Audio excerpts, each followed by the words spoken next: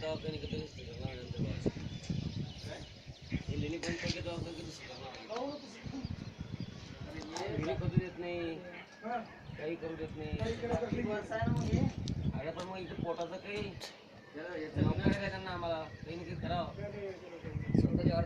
एवढं आहे गव्हर्नमेंटने तुमच्या गावाला काही स्वतःच्या जमिनीमध्ये पण नाही करू शकत. आता ही वर जमीन आहे, 12 एकर जमीन आहे. आज 12 एकर जमीन असते मी तर पाणी असतं, तुला पाणीच नाही, काय करणार? गव्हर्नमेंटचं पण नाही, तुम्ही विहीर जर खटली तर इकडे त्याला भूकंपाचा धक्का होईल, देणं पडतील. त्याचं साहजिक आहे, पण आपलं काय होईल? आपलं काय करावं? मग तुम्ही लढा उभा राहायला पाहिजे. काय लढाई उभा राहायचा? एक लढाई की काही मोठे मोठे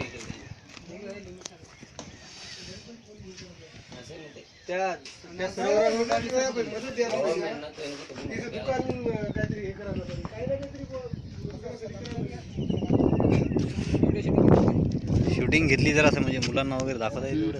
एकटेच आले काय? नाही आम्ही 3 जण. कुठून आले? पुसदून. तुम्ही पुसदून प्रॉपर आला बघ. पुसदून आलो. पुसद यवतमाळ. सुधाकरराव नाईक, वसंतराव नाईक मुख्यमंत्री ते ना, माहिती आहे तुम्हाला? त्यांच्या गावच्या वसंतराव नाईक. हां, औरंगाबादला कॉलेज आहे ना. हो ना. माहिती आहे वसंतराव नाईक का असेल. सगळ्या जिल्ह्यात.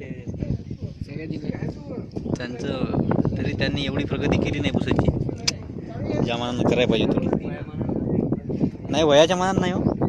11 वर्ष मुख्यमंत्री होते ते काळात.